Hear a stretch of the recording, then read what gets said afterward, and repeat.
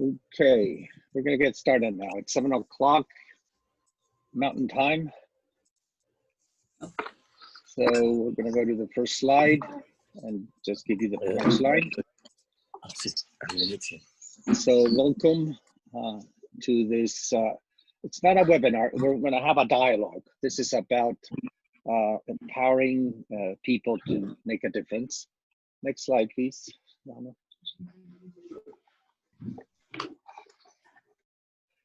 I'm not going to read this. This was distributed to all of you in the agenda.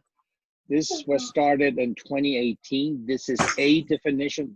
This is not the definition. This is a definition that came out of the 2018 first Global Engineering Peace Conference. That was in November of 2018. The takeaway is that we need to change the mindset of all existing disciplines, not only engineering, every existing discipline, and we're going to have to create new ones to address global challenges. Next. The topic of our conversation is health, well-being, eco, and peace engineering. The world has changed. Health is driving the world, and we need to provide all the necessary infrastructure to do good healthcare. Next. There's somebody, there's background. If you're not gonna talk, can you please mute yourself? Thank you, thank you. Next slide.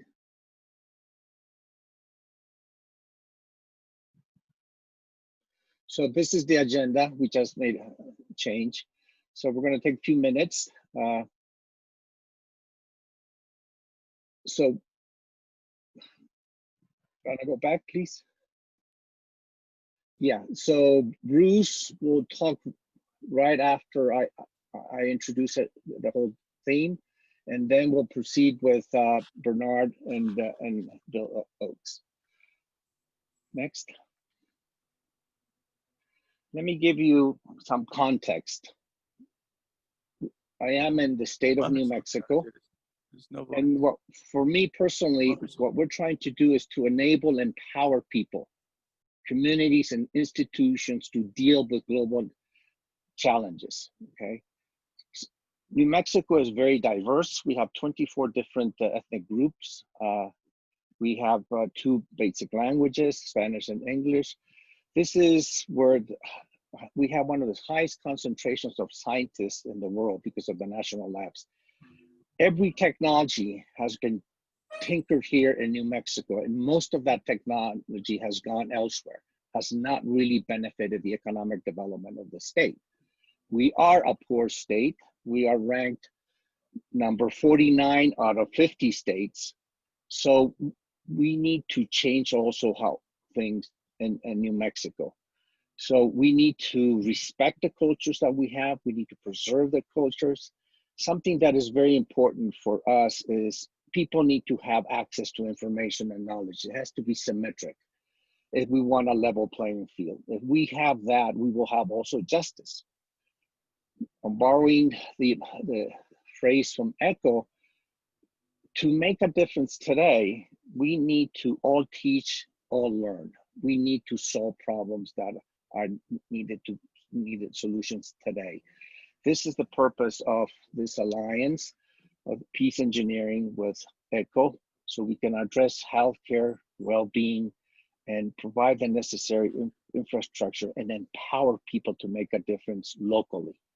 This is not one recipe fits all. That is a nutshell what we're trying to do here for my state. This is how I see. And also this can be replicated, I believe, globally. We all need the same tools. Next, please. So now I'm going to ask Dr. Bruce Strumminger to talk us about the ECHO model.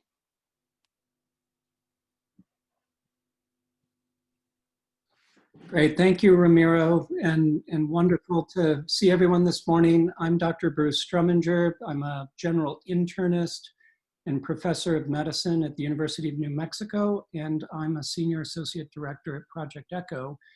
which is based at the University of New Mexico. And it's really a pleasure to join you all today. Before joining the University of New Mexico about 7 years ago, I worked with the US CDC as the country director in the Ivory Coast. I spent 3 years there, and then in Vietnam. When I came to Project ECHO in 2014, it really was to help bring this model of collaborative problem solving, workforce development, and telementoring to Africa in particular, where the model had not yet been introduced. So I'm going to give a quick overview of Project ECHO, primarily from the health perspective, just because that's where I work. But I am thrilled to see that this group is going to be adapting the model to apply it to the engineering context, which I think should work extremely well. So the title of my talk is Promoting Health Equity Through Implementation of ECHO Virtual Communities of Practice to Build Global Health Workforce Capacity. You could easily change this to Promoting Engineering Equity through Implementation of ECHO Virtual Communities of Practice to Build Global Engineering Workforce Capacity. Hopefully that's where you'll be going with this. To me, what's really important in this title is the equity piece, for one, that ECHO is about distributing knowledge and experience where it's needed, when it's needed, and not keeping it locked up in ivory towers, academic centers, often in capitals of countries, but not flowing to districts and regions throughout those countries. With this, using video conferencing the way we are right now, we're able to connect across the world and collaborate together wherever we are. Also, it is about building virtual communities of practice. These are not webinars, these are not one-off events. These are communities of learners and collaborators, many of which have gone on for many years. And I'll give a few examples of that. This is just a screenshot of the first ECHO program in Africa. It started 5 years ago. The anniversary will be this November.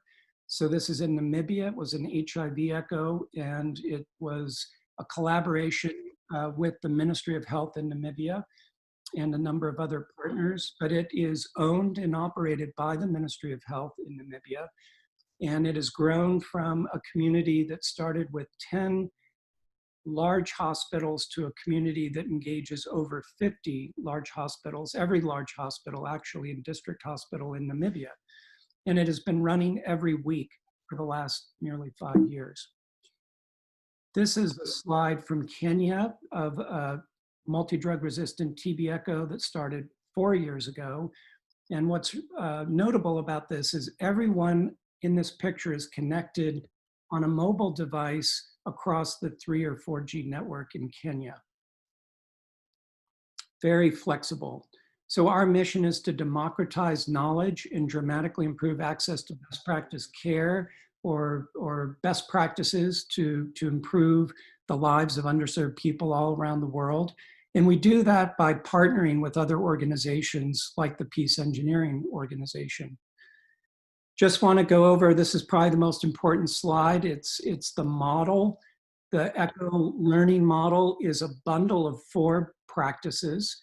The first is to leverage this technology, video conferencing, to bridge geography and connect people across the world so that we can amplify scarce human resources, both scarce resources of expertise and scarce resources in the field. And it's very much, from my point of view, in my vision of development, that it's about empowering the agency of local experts and practitioners. Certainly you can engage global experts, and that's a wonderful thing to do, but ideally these programs are building local communities of practice, leveraging local expertise and bringing in regional and global expertise as needed. Most importantly, this is a case-based learning model where the participants present real real life cases. For health, it may be a patient case, it may be an operational or system case. In engineering, it probably will be a variety of individual practice cases of implementing engineering practices and system issues as well. And then through a dialogue and discussion and peer-to-peer input as well as expert input, there's a mentoring process that goes on to help the individuals who present those cases. But it's as Ramiro said, it's an all teach, all learn model where everyone who joins the community learns from hearing about these cases and discussing them. The third element is sharing best practices. This is often done by having brief 10 to 15-minute didactic sessions, usually given by a subject matter expert, to reinforce evidence-based knowledge. And then the fourth element is monitoring and evaluation. So having some element of monitoring and evaluation of your program. We do it by giving continuing medical education credits in return for people completing a brief 10-question survey at the end of every session so that we're getting feedback and can implement continuous quality improvement for our ECHO programs that we implement. And we encourage that of our partners. So just to differentiate ECHO from webinars, because people often ask this question, how is this different from a webinar? Most webinars are one-off events that are focused on disseminating information. The majority of the time in webinars is usually speaking or presentation and minimal dialogue. And it's usually primarily unidirectional, expert pushing out information. Very useful in many contexts, but not the approach ECHO is taking, which is more this approach, where knowledge and experience and information are flowing in all directions between experts and novices, or between the central hub team and the participants wherever they are. But we hear over and over again that people actually value the peer-to-peer learning more than anything, or value that the most. This is just a slide that summarizes a number of adult learning principles that we try to promote and implement: experiential learning, problem-centered learning, case-based learning, interactive engagement through polling, through discussion, et cetera. For us, and this is using a healthcare example, I see it as a great opportunity to bridge fractured health systems by linking government ministries with academic medical centers. But I think you could just put engineering in each of these buckets and connecting public sector, private sector, academia, the government. We need everyone communicating and working together. And also, this is using healthcare examples, but whoever would be part of an engineering team should be invited to be part of the learning community. So all the different pieces of the puzzle. This slide just summarizes why we think ECHO works. We have good evidence for some of this, and some of it we still need to gather the evidence. But certainly in my experience, the more you can start when you're creating your community to listen to the participants and co-create your community of practice so that it's a need-based learning experience addressing current needs of your learning community. Case-based learning, experiential learning, it's a collaborative learning approach. It is a low-dose, high-frequency learning. Most of these programs will meet weekly or twice a month for an hour, maybe 2 hours at most. There's good evidence for low-dose, high-frequency learning being much more effective than high-dose, low-frequency learning, like sitting for 2 or 3 days in a hotel conference room for 8 hours a day listening to lectures. That usually doesn't work so well. Interprofessional learning, peer-to-peer learning, the mentorship, both of experts and peers. We really try to promote a non-hierarchical approach. I think of these in many respects as like graduate seminars. The social professional learning component, super important. And it is a quality improvement is implicit in the approach, but more and more we're seeing explicit quality improvement with PDSA cycles being introduced to many programs. Just want to highlight that in the US, we have partners in almost all 50 states, in 48 states across the US. There are over 250 partners now implementing nearly 600 programs. Globally, actually now there are over 40 countries, about 42, implementing almost 1,000 programs, and it's nearly 400 partners that are doing this. This is just that first Namibia project. They did a very good evaluation that actually was just published a week ago, and the study and evaluation in Human Resources for Health, and happy to share that article, which gives good evidence for the effectiveness of the model in Africa. Since then, there have been many adaptations of ECHO across Africa. There are actually over almost 50 programs being implemented in over 15 countries in Africa in subnational level programs, but there are also a number of multi-country programs. The Infection Control Africa Network, based out of Stellenbosch, runs an infection control ECHO that engages participants in over 10 countries. The African Society of Laboratory Medicine has been running for almost 3 years, an 11-country molecular diagnostic laboratory quality improvement ECHO. And about 4 months ago, they added a COVID-19 laboratory ECHO on top of the HIV viral load ECHO. The Africa CDC at the African Union has been a partner for over 3 years, and they support 4 regional international health regulation implementation ECHOs that engage very senior Ministry of Health colleagues in these 4 regions, all the regions but the northern region, which hopefully this year will get added. This is their emergency operations center at the African Union, and they're connecting with colleagues across Southern Africa here to talk about things like the Ebola outbreak or COVID-19. They use, as a complement to their live ECHO sessions, Slack as a way to communicate. They also use WhatsApp. So having some kind of asynchronous communication for your community can be very helpful. I just want to, I've got a couple slides left, highlight some of the ways partners have leveraged ECHO to address COVID-19 in Africa. This is a USAID supported One Health program that engages medical faculty, veterinary faculty in multiple countries across Africa to address COVID-19 in the context of One Health.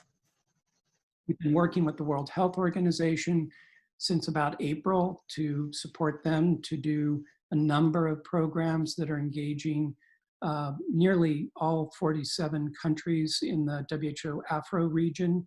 This was one program that engaged over 1,000 participants in 58 countries. This is a map showing where those participants were located. So the ability to engage colleagues across Africa has worked very well. This is another CDC WHO collaboration that was engaging a series of 12 sessions on infection control, engaged over 1,000 participants in 122 countries. This is another CDC program focused on advanced HIV disease that, again, engaged almost 500 people in 46 countries. And with that, just our motto is moving knowledge instead of patients and healthcare workers, but you could easily adapt that to moving knowledge instead of engineers.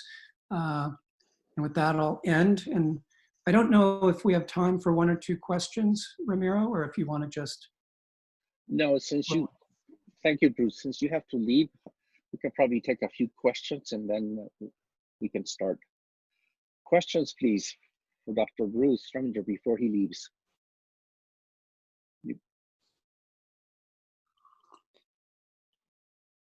Hi, excuse me, this is Tagwa from Sudan. Yes.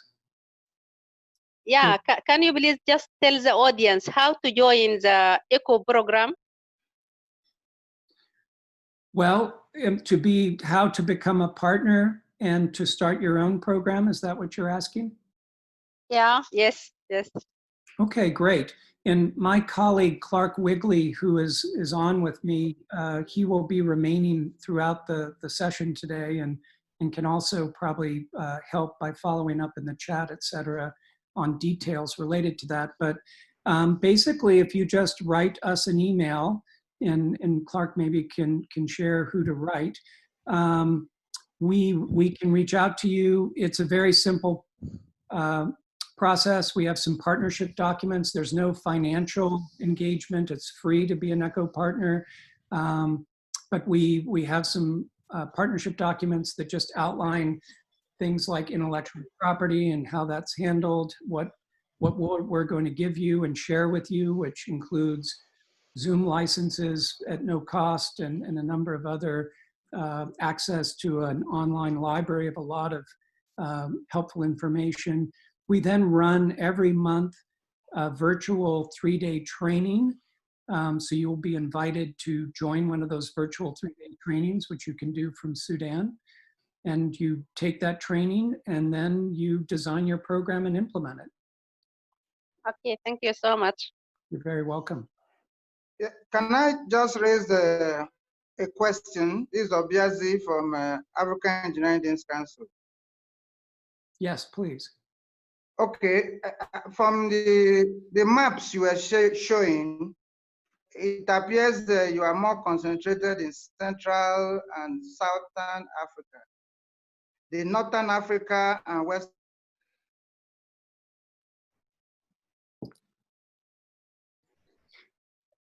I think we lost the audio, but what I was hearing is it seems like the participation is heavier in Central and Southern Africa and less in West and North Africa. And that's Yes, true. ECHO has grown in Africa organically, and it really has been growth that has been generated by partners who heard about the idea and wanted to implement it. So just the way things have worked out so far, we have fewer connections in North Africa. So we just haven't seen the growth there, not because it won't work there, I think it will, but we just have not had the relationships there. And as I said, Africa CDC is still working on their North Africa regional collaboration. We actually are about to start a West Africa global health security program that is funded by the US CDC. So you will see a much more engagement in West Africa. Senegal is starting a program, and Gambia is probably going to be starting a program soon, in Liberia. So I think we are going to, in the next year, see more activity in West Africa. Thank you. So, we'd love to see. Thank you very much. Yeah. Professor Hassan Ahmed from Sudan. Yes. And we are really very glad to participate in this project, because you see, Sudan is a large country, and there is a lot of inequity in the distribution of health services. At the same time, the university is adopting really many community-oriented or community-based programs. And the ECHO program will really be of great help in transferring our services and experience to our remote areas. We used to have, I don't know whether it will be given much time, because we have got the experience of participating in the eradication of sleep sickness of onchocerciasis in Southern Sudan. And we also, the university participated in the project of trachoma in the Northern Sudan. And a few years ago, we introduced what is called the Scout Health Project, where we introduce actually child and maternal health to villages through our students and staff members. And we have got also a program of rural rural residency, development and research. All these are really community directed or community-based programs. And when I went through quickly the ECHO, I found that this is really a unique chance to transfer this knowledge to people. Thank you for that statement. Thank you, Bruce. But I'm going to have to cut it Yeah, here because I know. we're way behind. Keep going. I'll just, Professor Ahmed, I put my email in the chat.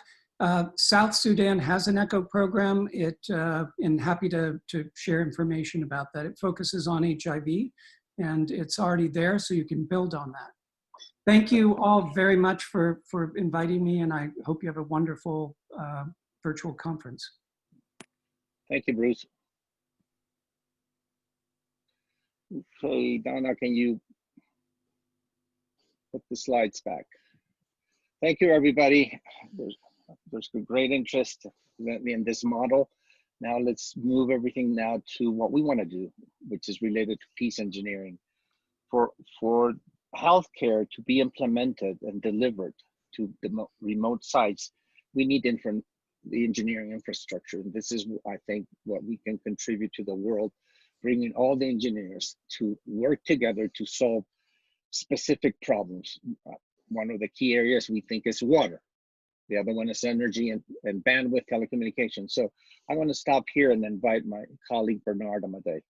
Yes, good morning, good evening, good afternoon, everyone, and thank you so much for allowing me to say a few words about engineering and ECHO. And thank you, Bruce, for your excellent presentation and summarizing the ECHO program.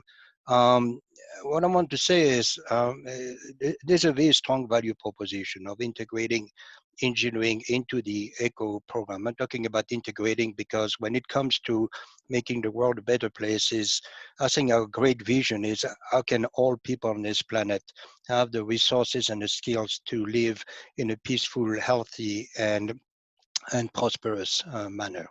And in making that statement, I'm not talking about health, I'm not talking about engineering, I'm looking at an integrated approach. And I think the ECHO program allows us to develop, essentially to empower the engineering profession and have this engineering profession work in partnership with our colleagues in health. After all, my experience when it comes to working in developing communities around the world, it's about health. Engineering is just a subset of health.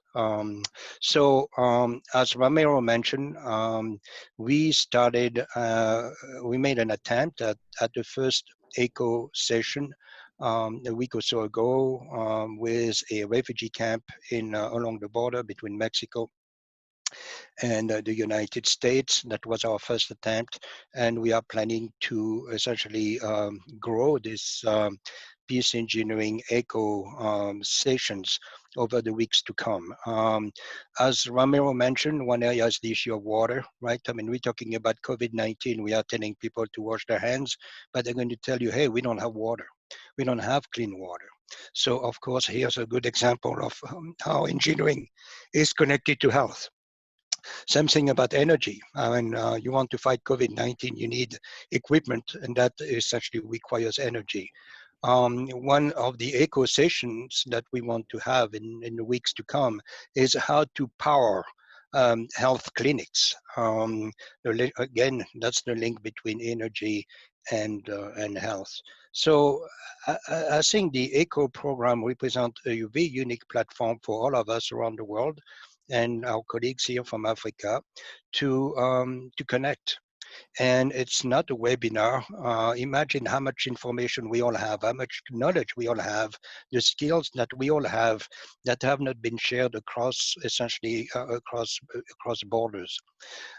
So I think ECHO program, if we have a weekly ECHO program, we can cover a lot, really a lot of material. We can create a real community of practice around the world that cuts across different disciplines. And it's about bridge building. across disciplines. So I just want to say a few words of support of the ECHO program, how to integrate engineering into the ECHO program. This is a fantastic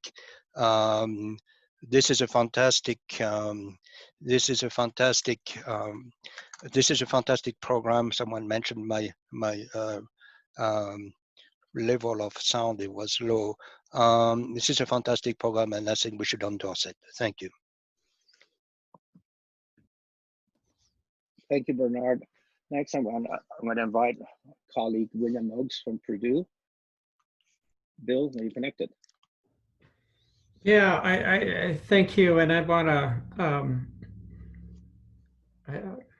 to echo what Bernard said. One of the pieces that I want to bring it is what we envision is we have tremendous resources in our universities, in our engineering program. And part of this ECHO model and this partnership can be bringing technical expertise to engineers, but we've also got the opportunity where we can bring some of that technical expertise and mentoring to our universities. We have a program at Purdue, and we've got a network of universities globally that have integrated projects that address needs within the community, locally or globally, into the curriculum. We've put in project-based courses. We've looked at ways to engage students in real projects and have their learning documented. We view the partnership with ECHO as a way to provide resources for students as they address these needs, and also resources for faculty. Many faculty at the institutions in our country don't have experience with projects out in the field or in the developing world, and many of the other countries that we've worked in have had a similar thing. So linking expertise for our faculty and our students to address technical things, and also to create ECHO nodes and support systems for faculty as they look at changing their curriculum, changing the way the courses are structured to allow more of these projects into the curriculum. And I will close by adding our focus is on how we can have an impact on our community, but there's also research out there that engaging students in these projects with proper mentoring and scaffolding can help them become leaders out in traditional industries in our societies. And that's the piece that I look to bring. Thank you. Thank you, Bill. Next, I'm going to invite Mike Paddock and then Rodney Harrington. They're going to address the issue of water. Mike? Thank you, and good day to everyone. One of the areas that I'm personally very passionate about is water in healthcare. Water is really a cross-cutting technology that needs to be addressed through all of the healthcare system. So, water is one of the most important tools that any healthcare facility can have. And as the World Health Organization says, a healthcare facility without water is not a healthcare facility at all. There's 2 billion people on the planet that lack access to safe water and sanitation at a healthcare facility. And I think this is one challenge that all of us recognize needs to be addressed. The pandemic has really focused this inequity, and from 2 reasons. One, we have more patients than ever before, but also each patient demands more water than a typical patient previously. So this is one area that we would like to focus on. We believe that it's a timely and relevant issue to address across engineering and health systems. And I'll turn it over to my colleague Rodney Harrington to talk a bit more on this topic. Rodney. Thank you, Mike. Can you hear me? Can you see me? Yes, yes, Ronnie, we can see. Okay, I'm Hear you. I'm CEO of Aqua Research, and we develop technologies. We do a lot of work with University of New Mexico students to help us with the development of the electrical components of these technologies. So we make technologies that are appropriate for disinfection and sanitation of water and healthcare facilities. So we have a variety of products that we have developed and are being used worldwide. The H2Go Global's little handheld 4-ounce device, 100 grams, that only uses salt as a feedstock to convert that salt to chlorine. So a family, for instance, can make 40 liters of water a day with this device at a price of 50 cents a year in salt, and it'll do that for 10 years every day. We're doing a smaller device that's even more economical. This device is retails in the US for $100, and it's we sell to a non-government organization, humanitarian purposes, at $50. We've also developed this briefcase type unit for stream, which is being used in a number of countries, particularly in Africa, in Tamale Teaching Hospital in Ghana, Madagascar, Burkina Faso, Rwanda, Uganda, Zambia, Kenya, places like that, and a number of them in Haiti under USAID programs. And we work with PATH, P-A-T-H, out of Seattle to introduce these technologies. We have a smaller spraying system which makes volumes of chlorine. It's at 0.5%, it's 5,000 milligrams per liter, which is the dose recommended for contaminated areas in healthcare facilities. We also have a 20-liter container with an ultra filter, and the ultra filter is small enough to remove virus, bacteria, and everything from the water. And then we have commercial systems. A number of these are going to Haiti under a USAID program to provide a lot of volume of disinfection for 168 healthcare facilities in Haiti. So anyway, we work with a number of organizations to implement and get this technology out there. It's very economical to use, and you know, we look forward to working with you. Thank you, Rodney. Back to you, Romero. Thank you. Next slide, please. Now we're going to switch to my colleague, Richard Harrison from Canada. He's going to bring topics about funding. Richard? Hey, everybody. Can we go to the next slide if I think it's there? Thank you. It's really important that when projects like we're talking about here from the engineering and from the humanitarian and health side, it's really important that funding is available. I've been fortunate over the last little while to connect with a group that has $100 billion funding for this year and up to $200 billion for next year. It's a humanitarian funding, and you'll see it says no debt, no recourse, non-recourse. It's a funding program that if you have a project that is focused around humanitarian, environmental, and social impact, these guys will consider it. And they're very good funding. The process doesn't take a long time. It's got a minimum of up to $150 million, and it goes into the billions. The key on this whole thing is that it needs to have federal or state government support. And what I mean by that is they have to be behind the project.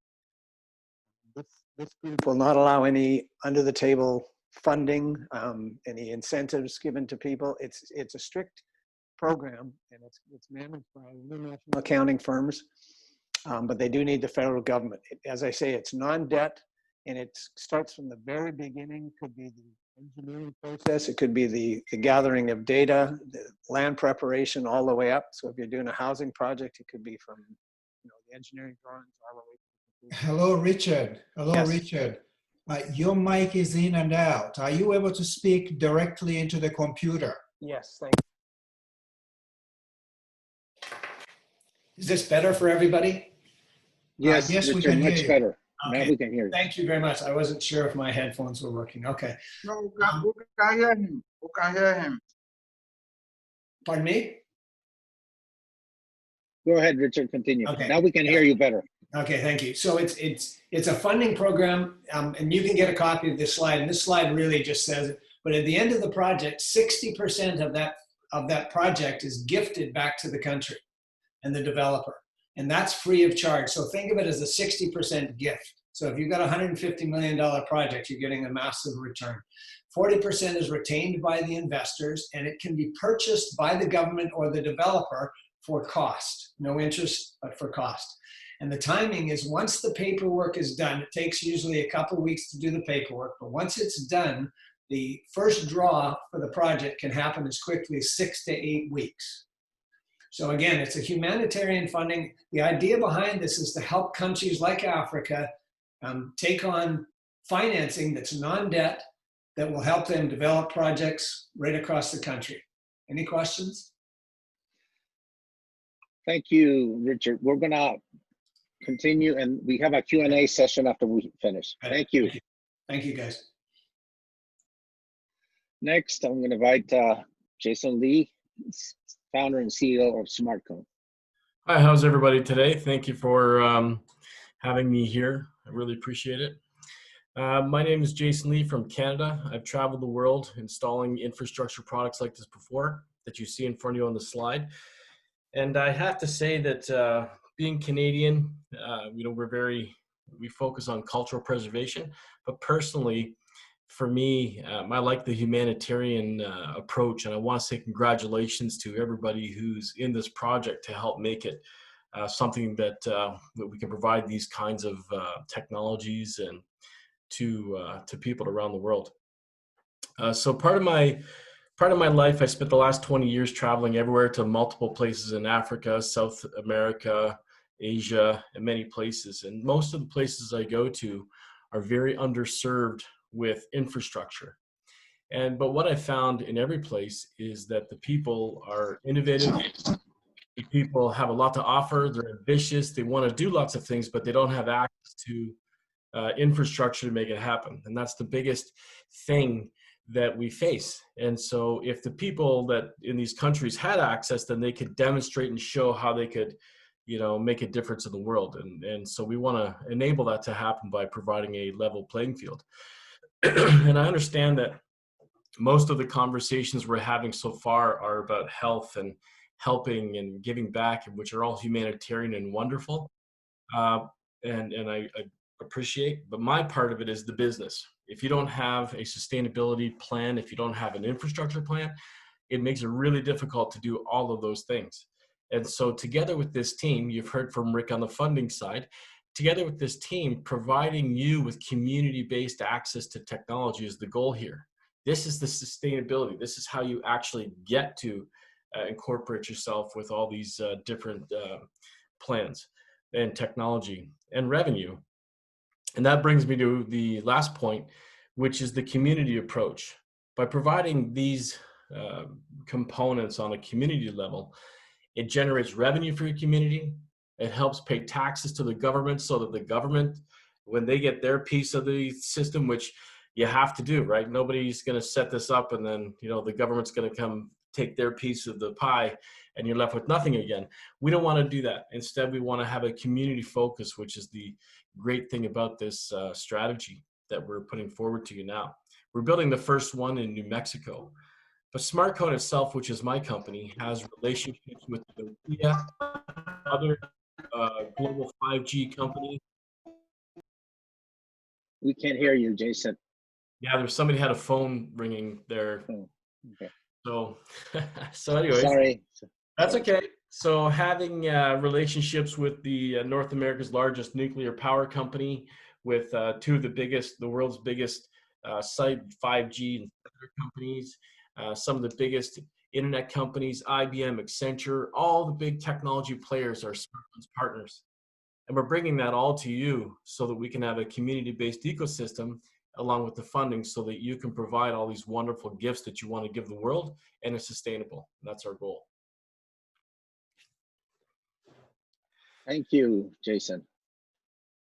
Next slide, please.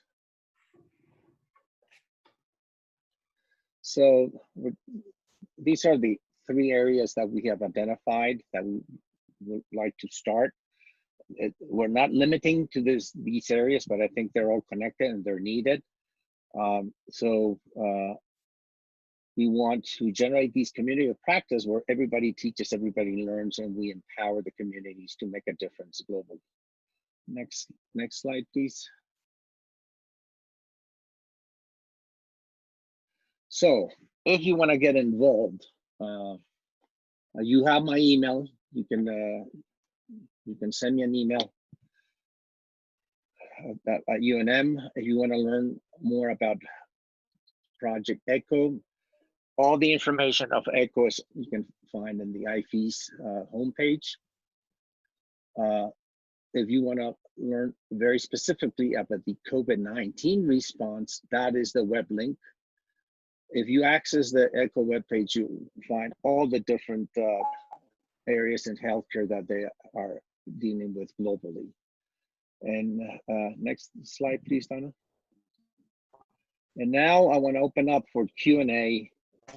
We have about less than 15 minutes, and we would like to have a dialogue and see how can we help. This is what we like to do using the hat of Ifees and GDC, empower all our engineers, all the different organizations that form Ifees to make a difference, work together so we can deal with these global challenges. We are reaching a point of no return with climate change. We really need to act now. Thank you. Now we're open for Q&A. Thank you, everybody, for participating.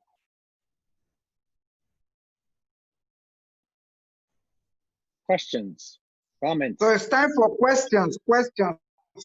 Can we bring up our questions, please? Yes, questions, please.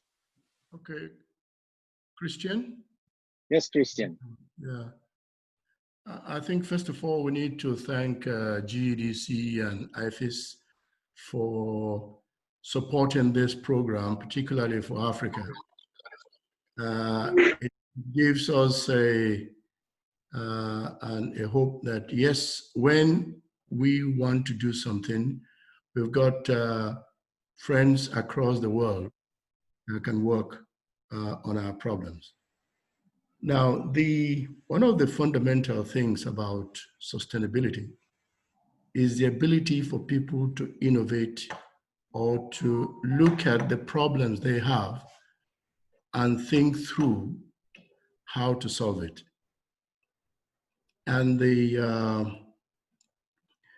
would be nice if it will be possible for us, maybe as we engage later, to see how the African people, particularly African engineers, are thinking about their problems. And their pattern of thoughts a little bit different.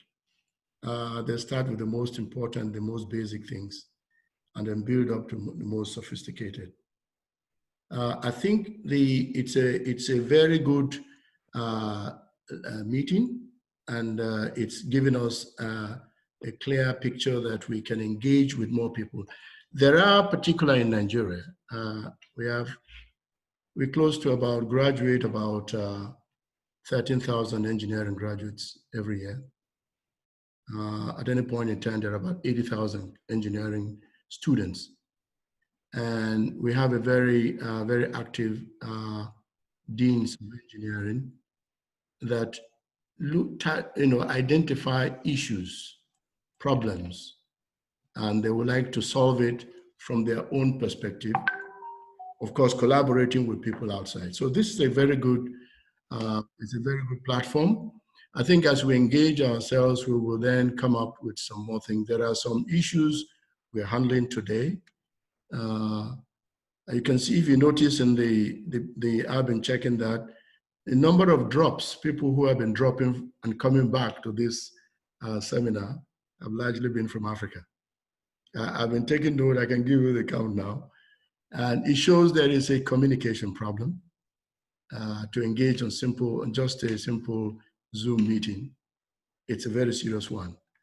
And when you want to then talk amongst Africans, it's even worse.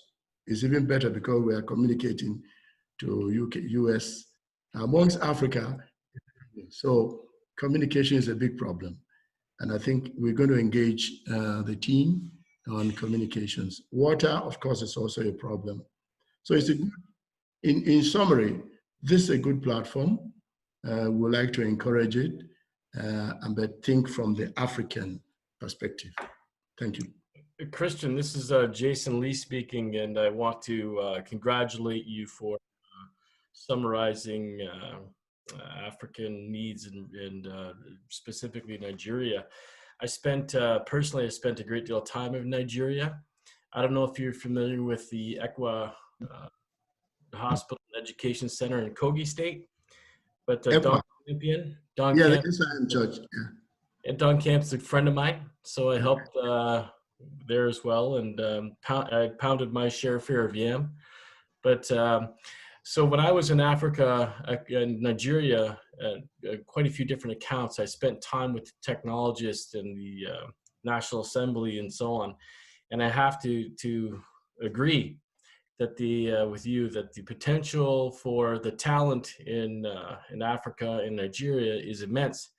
And it's only the infrastructure and the capability for the global stage that gives that. The unfortunate part is Yahoo boys are really good at you know, the coding and this and that, and that's what the world knows. But I have to tell you, to be as good as they are is pretty amazing. So through this program, setting up a global data center and setting up a technology center and manufacturing and distribution for technology throughout all of Africa is here within the dream and reach of Nigeria. And from my own perspective, and it's limited, but it's my own perspective, that the heart and contribution of Nigeria is truly benefiting the view of Africa. And that's something I personally like to be involved in. And, but I just wanted to echo that for sure, this is a platform to enable what it is that Nigerians and Africans can now get and be on the global stage and equal, technologically speaking, with other nations. Thank you, Christian. Thank you, Christian. Thank you, Jason. Any other comment, question from the audience? Please, can we make comments? Can we send in our questions? Please, we have about 7 minutes. Yeah, Godwin. Yes, we Godwin. have Godwin here. Can you hear me? Yes, we are hearing you. Go ahead. Okay. My own concern is on the humanitarian funding aspect. If we have not thought about it, we need to start thinking about it. The challenge of overcoming the challenge of non-responsive government, where people may have initiatives, but the moment the governments are involved, then it's just a killjoy for them. Just a short, quick comment. Yes, my comment actually from Sudan. I'm really got fascinated. Each time you present something, I remember the Sudan. Now we are having, as you know, devastating floods, and the most important is the waterborne diseases, which we have got a lot of waterborne diseases, like malaria, for example, killing thousands each year. Number 2 is the diarrheal diseases. Number 3, the inability to mobilize medical services to the periphery, so that the experts in universities can help their community. I really found it really fascinating, encouraging, and I do believe that in our situation, ECHO can be very helpful to solve many aspects of life in our country. So thank you very much for this collaboration with you and giving us a chance to be exposed to this fascinating program. Thank you. Thank you. Please, if you have questions, you can always write them in chat. We will look at all those questions and get back in touch with you. Any other question? We have a few minutes. Ramiro, can I just talk about the non-responsive government comment? Yes, go ahead, please. That's okay. That is a real problem. In a lot of places, non-responsive government poses the biggest obstacle to expansion of infrastructure. And we've been part of programs before where we've been able to create support with the governments so that it does move forward. And that's a very important part of moving this forward. Everybody in the world knows humanitarian help is useful, but the sustainability and forward movement and engagement with local governments is always the tricky part. And so in the architecture of, can you go back up to the slide, Ramiro, of the architecture? Is that possible? yes. The part when we deliver something like this, okay, this model is not just about enablement, but it's also about revenue generation. It also has to make money. It has to be able to sustain itself. It also has to be able to pay the governments. It has to be business itself. And each small business is clustered in the community. Not a big business that you control and take, but a smaller community-based business that puts more control in the local governments is the key to making sure that this rolls forward without too much disruption, but gets the engagement of the people, the money, sustainability, enablement. This is the plan. And we've done this plan in the past and it works very well. In Nigeria. Thank you, Jason. Any other question? We're running out of time. Ramiro, this is Hans. Yes. Can you hear me? Yes, Hans. I'd like to ask the chair of the African GDC Deans community, Obiazi. He is a key factor and leader together with Christian and several others. I'd like to hear your thoughts for a couple of minutes of what you've heard in terms of the next steps moving forward. Thank you. Okay, thank you, Hans. I thought I would speak last, and thank you for calling me in. We have listened to very important different aspects on water, on energy, on telecommunications, and how to harness our energies, both from engineering and from the medical perspective, to solve human problems. So like Christian said, this is a big step moving forward. And we in Africa, of course, the world knows that we have these challenges.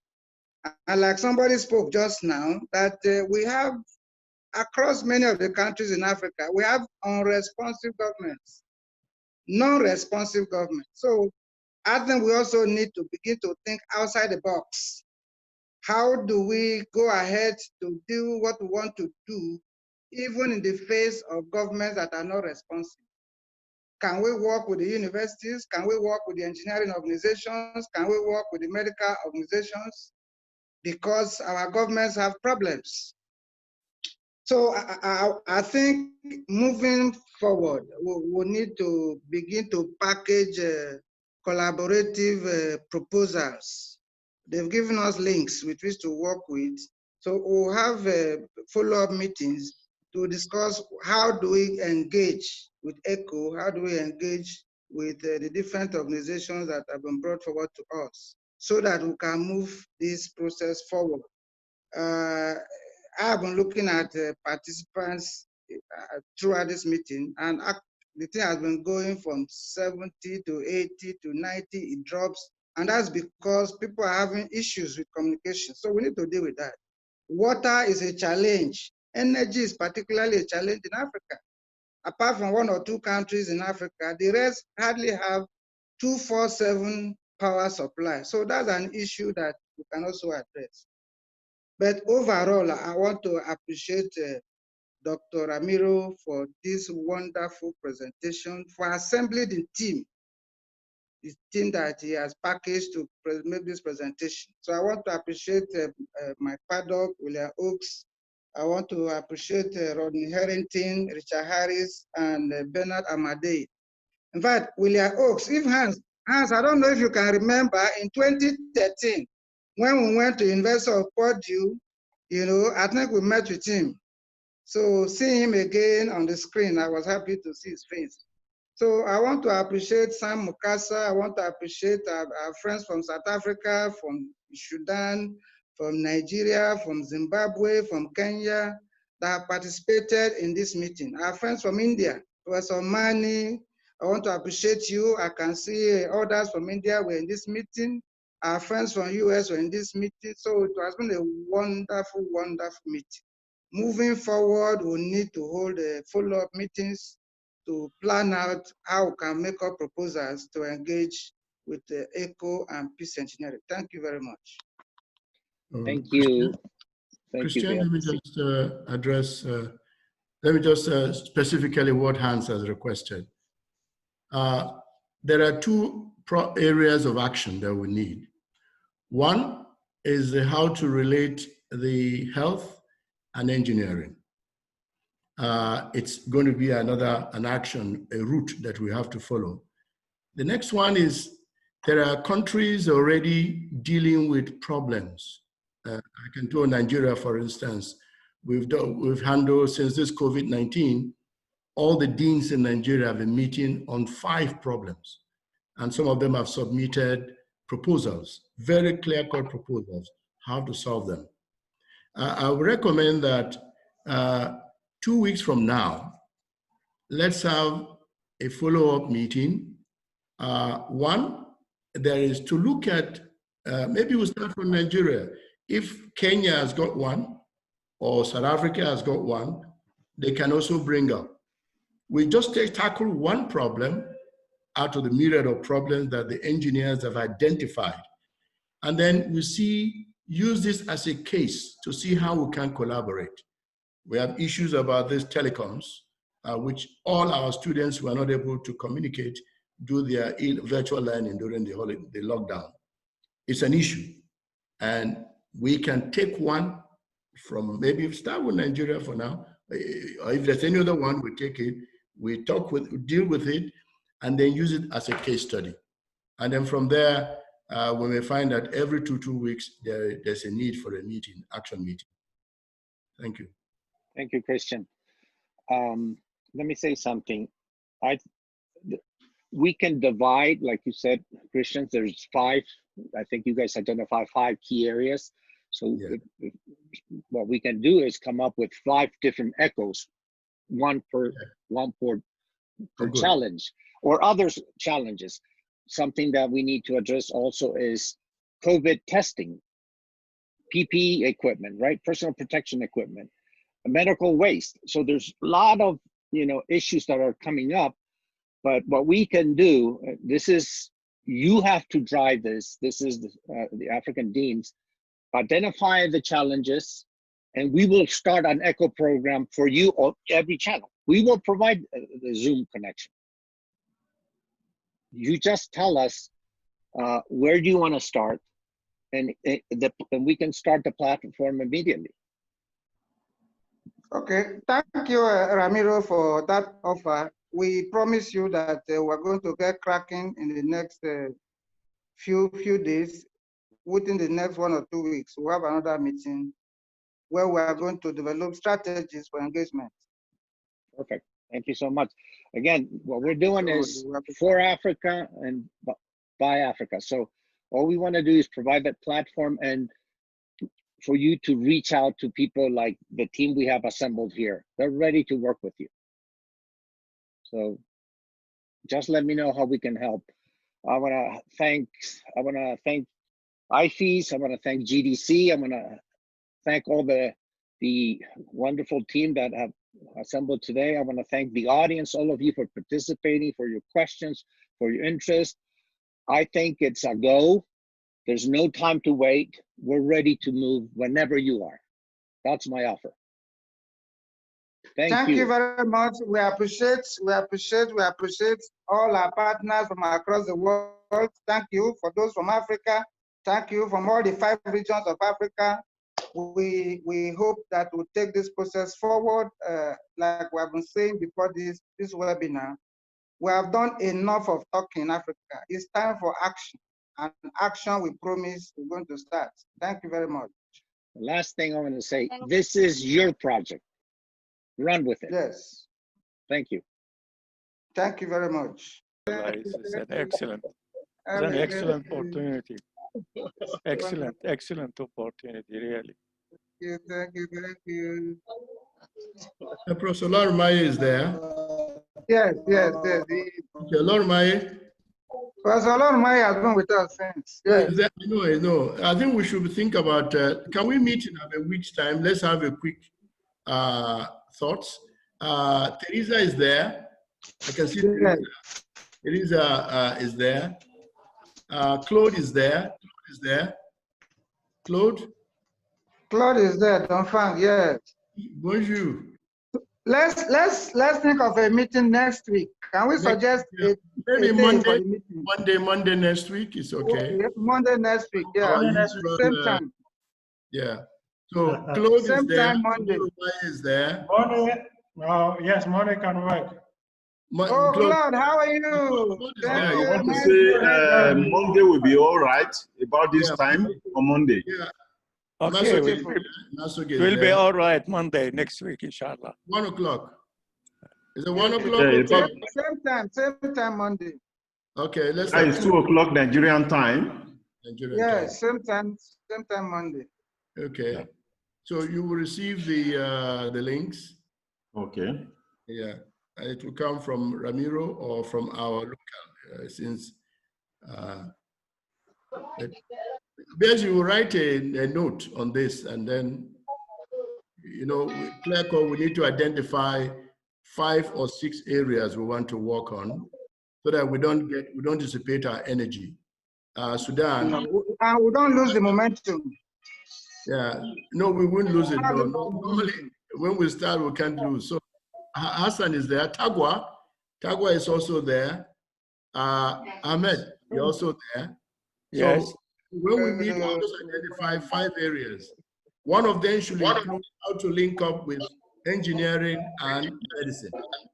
Exactly, engineering and medicine, yes. Because if medicine is moving, the governments are sponsoring them to go along with you as well.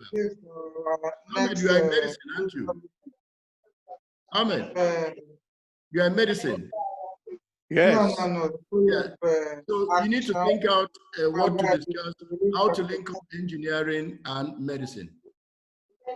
I think this is very good to start with this, because you see, when we push this program through medical care, it will be more effective even for the government. Exactly.